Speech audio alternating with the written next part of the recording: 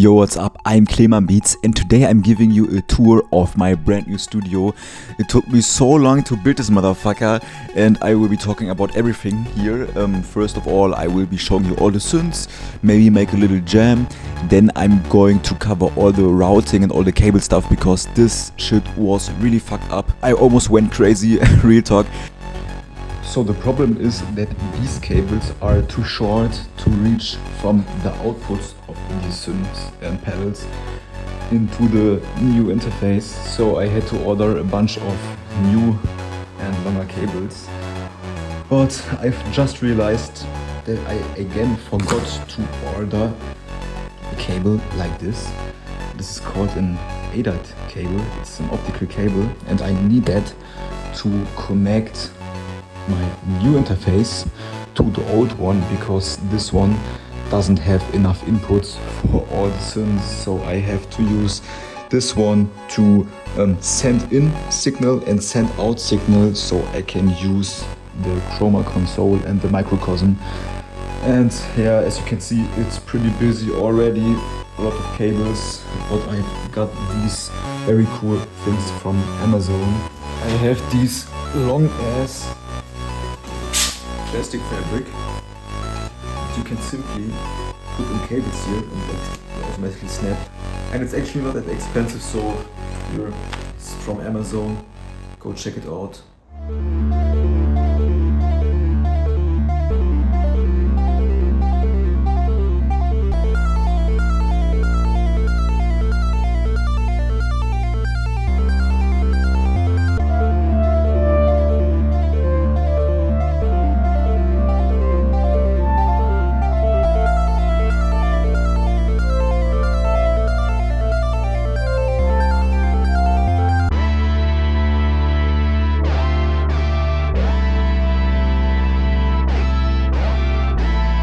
And later I will be showing you how everything is connected inside FL Studio in my DAW, and at the end you can actually download my free template. But this template is very complex, but I'm trying to break it down for you because in this studio everything is basically connected to everything. So you could send each synth to an effect chain or effect pedal, or you could create your own kind of effect chain by rearranging the effects I have here, and you could control this synthesizer with MIDI notes to this synth, so you could basically do anything you kind of imagine.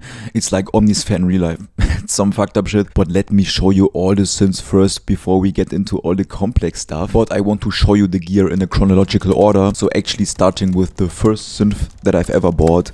And I want to explain to you why I own each synth, because each synth has a different purpose. And why I've decided, for example, to add this one to the collection. But more on this later. So I will start by just giving you a brief overview of all these synths and then we go into all the details. Okay, so the first synth that I've ever bought is the Behringer Poly D. It's actually one of the cheapest synths in this room, but I still really like it and you can see it in basically all my videos. And this one has a few unique features that I really like about it. First of all, I really like the sequencer. You can see it in my videos. It just looks cool, it's easy to program. And even Mike Dean said that Behringer makes one of the best sequencers in the game. No, but the ones that are in like the Poly Ds and shit, it's a nice little sequencer. Cool. Really easy to work. Sequencer or arpeggiator? Both. Both, yeah. And it's actually true, but you have to think about Behringer as a more cheaper synth manufacturer, and some of these synths are not that high quality. And a lot of people are hating on this one because this is actually a clone from the Moog Model D. It's a little bit different. It got some unique twists. For example, the sequencer, you also have a fourth oscillator and you have effects. That's something you won't find on the real Model D from Moog. And I think it's a great synthesizer for beginners if you want to start out, because it's not that hard to understand and it's actually not that expensive and you can do some really cool stuff with it. For example, on the Moog Model D you can only play one note at a time because the Moog Model D is a monophonic synth, meaning you have multiple oscillators but you can't play 2 or 3 notes at a time. The Behringer Poly D is not a monophonic synth. It's also not a polyphonic synth that you could mean by the name. It's actually a paraphonic synth. And there is a difference between a paraphonic, a monophonic, and a polyphonic synth. As I said already, the monophonic synth will only make it possible for you to play one note at a time. The paraphonic synth lets you play up to 4 notes. For example, on this one we have 4 oscillators, so each note that I press is taking 1 oscillator, but all the oscillators will share 1 filter, so each time I hit a new note, this filter will get triggered. And let's jump straight to my second synth that I've bought. It's the Prophet Rev 2, and this one is a polyphonic synth. So let me first explain what's the difference between a paraphonic synth and a polyphonic synth. This one has 2 oscillators, and you might be thinking, okay, I can only play 2 notes at a time. This polyphonic synth can actually play up to 8 notes at a time, and it's based on so-called voices. So each time I hit a new note, it will trigger a new voice. So you basically have a copy for each voice of these settings here. When I play, for example, 2 notes, they are sharing the same filter settings, but they are not sharing the exact same filter, so the filter won't get re-triggered, and you just get a way much nicer sound. And I will probably blend in a sound example so you can hear it yourself.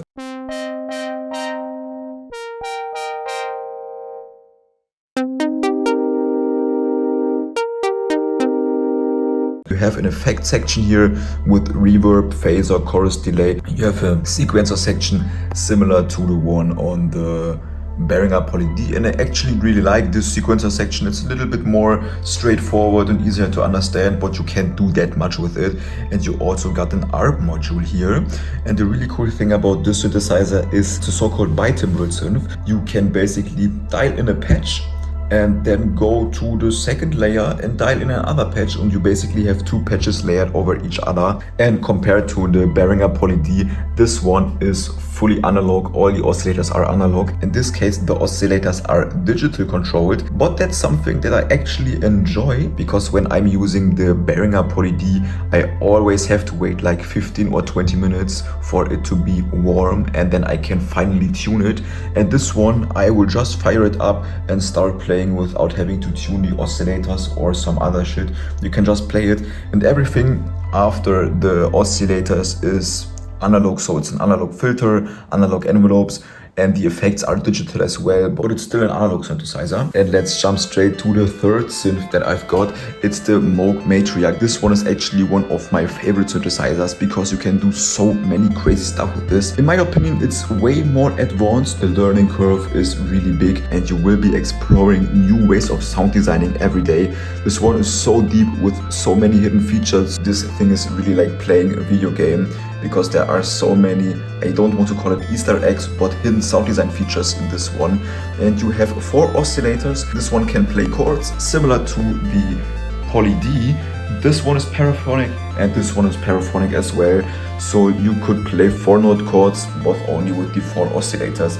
And you can see all these patch points, and we can actually use cables to connect all these patch points with each other. And for example, on the Behringer Poly D or the Prophet Rev 2, you have internal connections that are already pre-routed, but on the Moog Matriarch you have full freedom of patching it to your complete own needs. You have this nice analog ping pong delay here. It's so amazing. And because I really love this synth and I want to upgrade it, I actually had to get the Moog Grandmother. You could basically patch these 2 together to make extremely awesome sounds, because this is basically like the Matriarch. The Grandmother actually existed before the Matriarch, and the Matriarch is a further development of the Grandmother, and you can see it looks pretty similar compared to the Moog Matriarch, but the Moog Matriarch just has way more modules. But if you combine all these modules with each other, you kind of have this really big synthesizer with so awesome sounds. I'm calling this the Mike Dean combo, because you can see him using the Grandmother and Matriarch all the time. He's also taking these ones with him on tour, and of course they are not cheap, but compared to the other synthesizers he's using, this is the cheapest way of getting the true Mike Dean sound. This is my first rack. I've also had this one in my old home, And a lot of people are always asking about this oscilloscope, and this oscilloscope is not producing any sound at all. It just looks cool. That's the whole reason why I bought this one. These things are like 150 bucks or something on eBay, and I actually just bought this for the views and for the looks because it just gives such a strange vibe, and it's actually really helpful because you can visualize waveforms. And what I find really fascinating is if you go after the string theory, everything is based on frequencies and strings, and you could simply just analyze frequencies and strings with these motherfucker. So when I dial in some crazy shit, you can actually see patterns going on. It's so awesome. I'm going to blend in some stuff right now. And this rack is the latest addition to the studio. It's actually my favorite place at the moment right now. But before I will be talking about the gear, check out this artwork here. It's so amazing. I've made these myself because I've went to the Super Booth in Berlin. It's one of the biggest synth festivals in Europe or even the world. And all these synth manufacturers gave you these stickers, and I had to make this little artwork. I think it looks so amazing. You will have some really rare stickers here. Some of them are even reflecting the light. It's so awesome. This one here, it's reflecting, you can see it. And check out this little synth collection here. But let's jump straight into the rack, and I want to talk about the synth at the bottom first, because this is actually my favorite synth at the moment. And if you are a little bit familiar with synthesizers, you can tell that this one looks really similar to the Jupiter 8. It's actually called the Super 8. And if you don't know about the Jupiter 8, the Jupiter 8 is one of the most famous polyphonic synthesizers from the 80s. And I've actually had the chance to play a bunch of vintage synths. I've went to the Vintage Synth Museum in Berlin for my latest soundpack project and sampled 24 of the most classic analog synths. But if you want to learn more about this one, click the link in my description. And this one can do a lot of dope stuff. It's polyphonic, it's bitimbral, you can load up your own custom waveforms, and you have some other amazing features. For example, the bitimbral mode, that's basically splitting the left and the right channels into separate audio paths. That will allow you to create some really awesome stereo effects that just no other synth can really produce. But I will be making a whole video about this synthesizer soon, because it's actually my favorite synth right now and I'm using it all the time. Okay, so let's jump straight to this one. It's a vocoder, and if you heard about Daft Punk or maybe some Mike Dean songs, you know how a vocoder sounds, and this one is actually not that expensive. It's from Behringer. But I still think that it's a solid build quality, that it's a good vocoder, it's a good instrument. And what the vocoder is doing, it's basically synthesizing your voice, and you can then play a melody with it. And let's jump to the most fun part of the studio, the effect section. And here you will find some effects, and another effect is here in this rack, but more on this one a little bit later. And for this effect section, I just had to get the chroma console and the microcosm from the company Hologram Audio or Hologram Electronics, I'm not quite sure. This one is pretty straightforward. It's kind of like a guitar pedal stuff with multiple effects, but this one is so crazy, I still haven't fully understand it yet, because it's kind of like a glitchy, delay, granular type thing. If you combine this one with the vocoder, you can get the most crazy vocal chops out of it. It's so awesome. I will drop a whole sample pack just with vocal chops.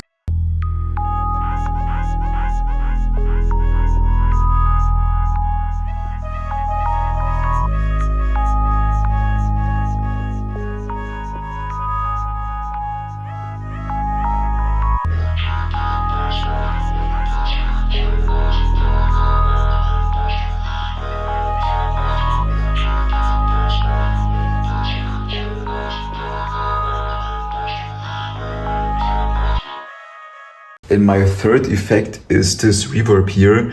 It's the one with the screen. It's just a simple rack unit. It's from the 80s, I think. I got this one from my dad, so that was actually my first effect ever. And all of these effects are connected to the interface down below with the second screen and this one, the red one. So I could basically send any synthesizer inside these effects. For example, I could say I want to send all synthesizers into this effect and then into this one and then into this one here. Or I could say I want to send this synthesizer into this effect, then going into this one, then into this one. It's really amazing, and you could also include some digital effects, but I would say that I will show you everything on the screen inside FL Studio. But before I'm going to do that, I want to give you a quick recap. And before I get into the more complex recording stuff and all the routing stuff inside FL Studio and in this rec here, I want to talk about why I own each synth and what I think are these synths best for. And let's start with the Behringer Poly D. I think this synth is really great if you just want these bread and butter sounds. So if you want to have heavy basses or plucky arps or lead sounds, this one is really cool for beginners. Not that expensive, pretty easy to learn, and it looks great on content. So if you want to create your own synth videos and want to start out, this synth is something for you. If you want to have a little bit more sound design capabilities and want to have 2 layers and actually play big huge chords, this one is something for you. It may not be my favorite synth for sound designing, but it's actually one of my favorite synths if you want to play huge chords, like huge ambiances. For a really solid synthesizer, or even your first synth if you have a little bit more budget, definitely go for the Moog Grandmother. This one is so amazing, one of the best sounding bass sounds you've ever hear, and it's a real Moog. You can do some crazy advanced sound designing with all the patching, and if you later want to upgrade with the Moog Matriarch, you basically get a completely new synth by combining these two. So this one is something if you want to get into synths but have a little bit more budget, or if you just want to have a solid mono synth. And if you want to go really crazy with the sound designing, and if you are maybe a little bit more experienced and advanced in sound design, definitely get this one, because the Matriarch will open up a whole other sound design dimension for you. It's insane. You just have to check it out yourself, watch some YouTube videos about this one. There are so many deep dive videos on the synthesizer. For example, there are some videos that are going 3 hours just about this ping pong delay. So yeah, if you are a nerd, definitely check the Moog Matriarch out. The Super 8 is for everybody that maybe has a little bit more budget, and this one is just strong in every perspective. It's insanely good for pad sounds because this bitimbral mode just makes the stereo field sound so amazing. It's really nice on bass sounds because you have this detune, the Super detune is it called here on the synth. Then it's also a secret weapon if you want to have like synth keys or this E-piano type sounds, this Rhodes type sounds, because you can load custom waveforms, and this one is actually a hybrid synth, so it's not fully analog. You have digital waveforms here, but they are sounding so pure and so dreamy, something I really enjoy about the synthesizer. And the vocoder is for everybody that wants to do something with their own voice but maybe can't sing. Like me, I can't sing, but I want to create something with my voice, and I think the vocoder is the perfect way for this one. And if you want to make some crazy vocal chops, this is also the secret weapon. So this is not really a synthesizer, but still something that I can really recommend to you. Alright, so let's get into all the recording and routing part, and this is actually the heart of my studio. It's the most complex stuff, and if you don't fully understand it, you don't have to worry. I'm trying to explain it as easy as possible, but to be honest, it took me a long time to figure out how all of this stuff works, how all the routing works. Once you've understand it, it's pretty easy, and you will see the potential that you have in your studio. But yeah, it's kind of a little bit complex, and I have 2 interfaces in my studio where I send out signal to the synthesizers and to the effect chains, and where I capture signal from the synths and from the effect chains. So we basically have ins and outs. So all my synthesizers are connected to the inputs of my audio interface, and the outputs are sending out audio signal to my effect devices. And I'm using the interface RME Fireface UFX3. It's really awesome. It also comes with this software called Total Mix. It looks a little bit complex, but actually isn't. And this interface has 12 inputs. You can can see it here, analog in 1, 2, analog in 3, 4, 5, 6, 7, 8, and these are stereo inputs, or at least I configured them as stereo inputs. You could also set them to mono inputs, but for example, the Prophet Rev 2, the Behringer Poly D, or the Moog Matriarch, I want to have stereo inputs. So I have two cables going out from the synths into two inputs on the interface, so I have a left and the right channel and actually stereo. And because I have way too many synths and I need more inputs and more outputs, I've actually had to get another interface.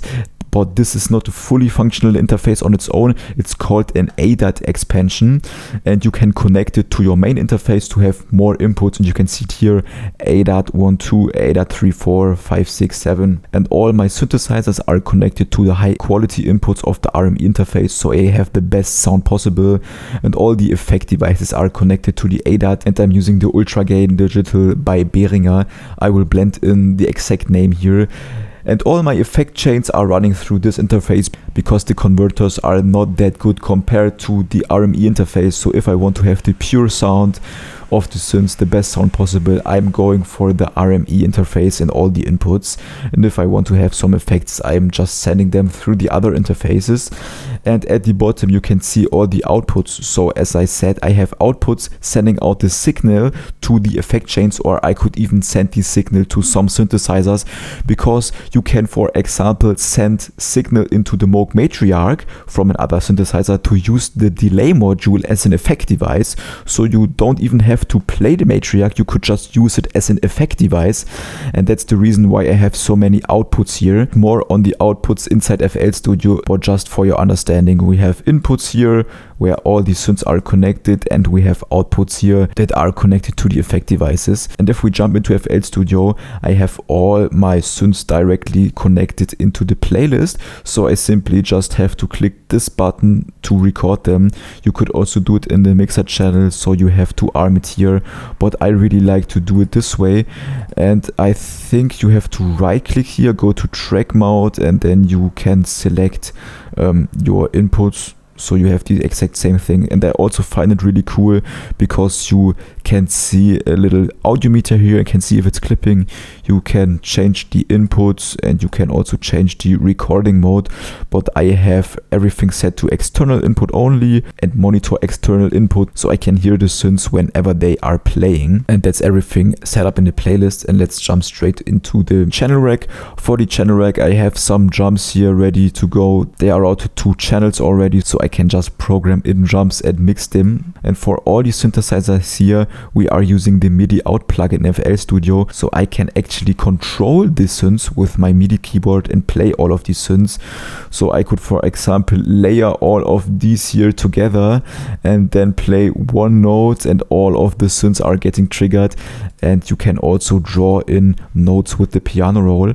And if you want to set this up yourself, simply click this button here, or right click, search for MIDI out, and it's important that you set the port to the correct one. And you have to connect the MIDI out of your synthesizer with either a MIDI USB or the normal DIN MIDI and your interface. And then you have to set it to the correct port here.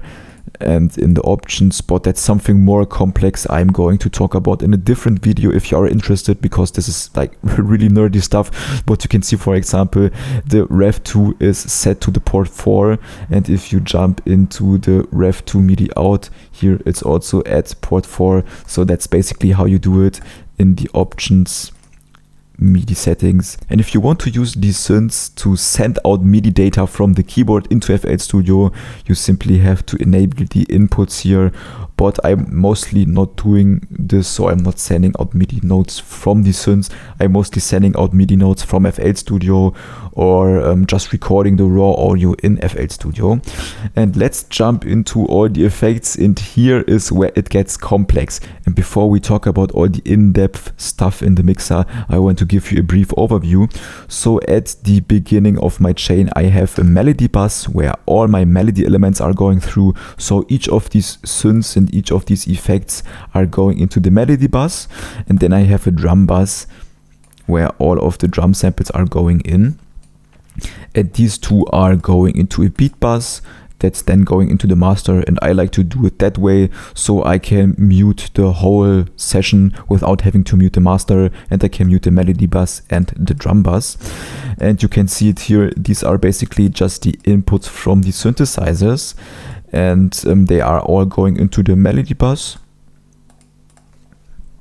And then I have two synth channels. There is currently nothing on them, but I like to have these ready to go if I want to, for example, use digital effects or VSTs. So I could simply load up in VST here and then send the signal from example from the Rev2 into the synth here. And you can see the connection, and now you are sending a signal from the Rev2 to the send effect. But if you only want to have the wet send effect, you have to remove this connection here, otherwise we have the dry signal from the Rev2 and the send effect. And that's actually how all the effect chains are set up here. Because if we check out the other mixer channels, you will see that there are some doubling. We have the chroma here and there, the microcosm here and there, the rec reverb here and there. And the important ones for now are the black channels. Because it works the same as with the send effects, we can use, for example, the matriarch, route it to the chroma console. So this mixer channel is sending out the signal to the chroma console, and if you click here you can set up all the out channels. So the signal from the matriarch, the recorded signal from the matriarch, is going into this black chroma channel. This channel is sending it out to the effect device, and the sound or the audio from the effect device, so the output, is coming out in this section here. So you can set up really crazy effect chains. We could say, for example, we want the matriarch going into the chroma console, and then from the chroma console not directly into the melody bus, but we want to have the signal from the chroma console go into the rec reverb. And now the effect chain looks like this: matriarch into the chroma console, and the signal is coming out in this channel, but it's not going to the melody bus, but instead going to the rec reverb, and the rec reverb is now giving us the signal. And it's a really convenient way to set up your own effect chains without having to unplug everything. And let's say we want to remove this one again, like this. And we can send, for example, the grandmother to the rec reverb, the matriarch to the rec reverb, and the rec reverb should go into the chroma console, and from the chroma console we're going into the microcosm. So you can see it's getting kind of complex here at this point. You can do a lot of advanced stuff. And I have the chroma console output, the microcosm output, the rec reverb output, an output for the Moog delay, so I could send any signal into the Moog delay. And we have this carrier here. This is connected to the vocoder, so I can send each of the synths as a carrier into the vocoder. And then I could, for example, use either the internal mic on the vocoder, or I can use this mic here to send it to the vocoder. And you can see it, that's the recording for the normal mic. There is currently nothing selected because my recording software for this video is capturing the mic, but the signal would go into the vocoder channel, and you can see it's sending it out. And then I have a channel for the oscilloscope, so I can send each signal into the oscilloscope, but mainly I'm using the melody bus and simply sending it to the oscilloscope so you can see each signal in the oscilloscope. And that's basically it. I will break it down for you again. So we have the playlist connected with all the inputs for the synthesizers, so I can directly arm them here and start recording. Then we have the MIDI setup in the channel rack, so you need the MIDI out plugin and set it to the correct port here. Then on your synth, and then in the MIDI settings to the correct port, you can actually use the piano roll to send out notes. Then we have the mixer channel. First we have the beat bus, the melody bus, and the drum bus, so I can mute all of them. Then we have all the inputs. Then we can send the synth signal either into a send channel for the digital effects, or we could send it into one of the black channels here.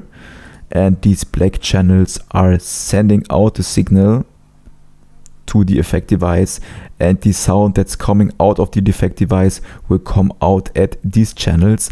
And by simply routing this one back again into another effect device, you can create your own effect chains. and in the end everything will go into the master channel.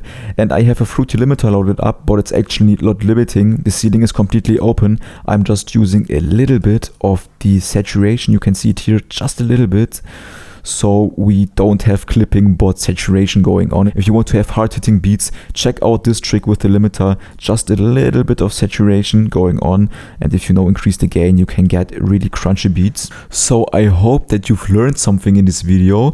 I'm giving you the free template. You can simply download it, click the link in the description, and I've talked so much about this whole setup, so let me actually play it.